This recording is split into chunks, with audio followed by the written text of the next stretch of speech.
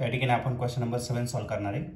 In Wheatstone bridge the resistances in 4 arms are 10 ohm, 10 ohm, 10 ohm and 20 ohm.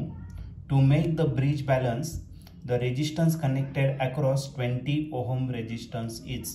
तर एक Wheatstone network दिलेला आहे, त्याच्यात 4 रेजिस्टन्स दिलेले आहे. 10 ओहमचा, दुसरा पण 10 आहे, तिसरा पण 10 ओहमचा आहे आणि चौथा मात्र 20 ओहमचा आहे. त्या सर्किटला बॅलन्स करण्यासाठी 20 ओहमच्या अक्रॉस किती रेजिस्टन्स आपल्याला कनेक्ट करायचं आहे. तर याचे 4 ऑप्शन दिलेले आहे. त्यापैकी पहिलं जे ऑप्शन आहे ए ते आहे 10 ओहम, बी ऑप्शन आहे 65 ओहम, सी ऑप्शन आहे 20 ओहम आणि लास्ट डी ऑप्शन आहे 40 ओहम. तर या 4 ऑप्शनपैकी या क्वेश्चनचं करेक्ट आन्सर काय असलं पाहिजे.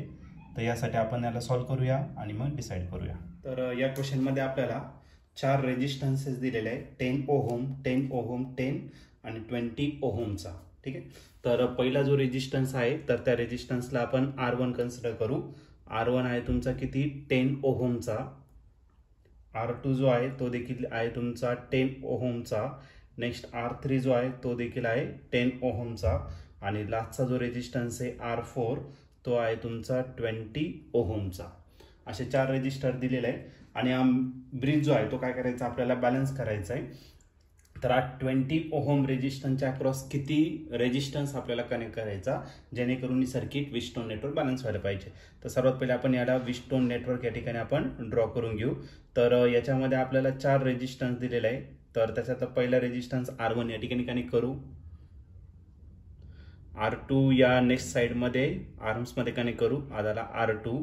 नेक्स्ट जो असेल R3 तो या ठिकाणी आपल्याला कनेक्ट करायचा R3 आणि या ठिकाणी जो कनेक्ट करायचा आहे तो असेल तुमचा कोणता R4 आणि या R4 रेजिस्टरला आपल्याला एक रेजिस्टर याच्या अक्रॉस कनेक्ट करायचा म्हणजे पॅरलल मध्ये किंवा त्याला शंट पण बोलू शकतो आणि तो जो शंट रेजिस्टन्स आहे तो असेल तुमचा R5. याची व्हॅल्यू आपल्याला दिलेली नाहीये. ओके. आणि सर्किट आपल्याला काय करायचं बॅलन्स करायचं आहे.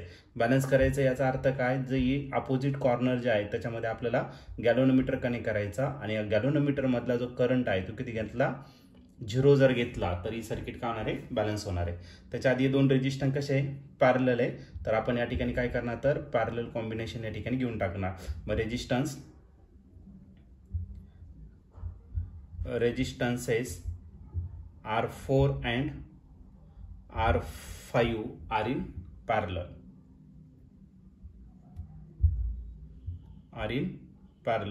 आणि पॅरलल मध्ये आपण काय करतो रेसिप्रोकल घेऊन त्यांची ऍडिशन करतो.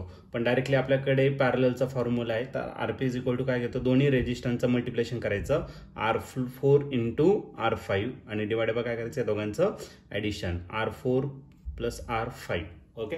आता दोघांची व्हॅल्यू आपल्याला दिलेली आहे तर आपण त्याच्यात दोघांपैकी एकाची दिलेली आहे एकाची नाही दिलेली आहे तर ती पुट करून टाकू. R4 ची व्हॅल्यू आहे 20 मारायला 20 R5 divided by R4 20 plus हा झाला तुमचा R5 झाला. ओके.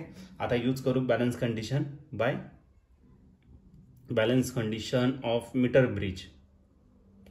ब्रिजची बॅलन्स कंडिशन घेतलं तर या 2 रेजिस्टन्सचा रेशो घ्यायचा म्हणजे कोण R1 डिवायडेड बाय R2. नंतर या 2 रेजिस्टन्सचा रेशो घ्यायचा R3 डिवायडेड बाय RP असेल. ओके. R1 जो दिलेला आहे तो 10 ओहमचा दिलेला आहे. R2 जो दिलेला आहे तो देखील 10 ओहमचा आहे. R3 तो देखील 10 ओहमचा आहे. पण RP जो आहे तो किती आहे 20 plus R5 divided by 20 into R5 total divided by 20 plus R5. इथला 10 आणि इथला 10 काय आला कॅन्सल. ओके. ही जी टर्म इकडे डिवायडेड आहे इकडे काय करून घ्या तर मल्टिप्लाय करून घ्या.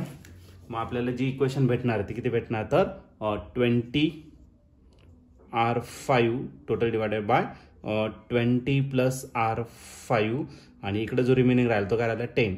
10 1 जा 10, 10 2 जा किती राहिला 20 म्हणजे राहिला R5 इज इक्वल टू इकडे मल्टिप्लाय करून घ्या 20 प्लस काय राहिला R5 प्लस R5 इकडे काय करून घ्या मायनस. मग 2R5 minus R5 is equal to काय राहिला 20. 2 मधून 2R5 मायनस R5 जर घेतला तर काय येणार आहे R5. मग आपलं काय आलं आन्सर 20 ओहम. मग आपल्याला या 20 ओहमच्या अक्रॉस 20 ओहम रेजिस्टन्सच कनेक्ट करावं लागेल तरच ही सर्किट काय होणार आहे बॅलन्स होणार आहे. आणि या ठिकाणी तुम्ही ऑप्शन जर बघितलं तर ऑप्शन नंबर सी जो आहे तो आपल्या या ठिकाणी करेक्टली मॅच होतोय. मग या क्वेश्चनचं जे आन्सर असणार आहे ते ऑप्शन सी म्हणजेच किती तर 20 ओहम रेजिस्टन्स हे त्याचं फायनल आन्सर राहणार आहे.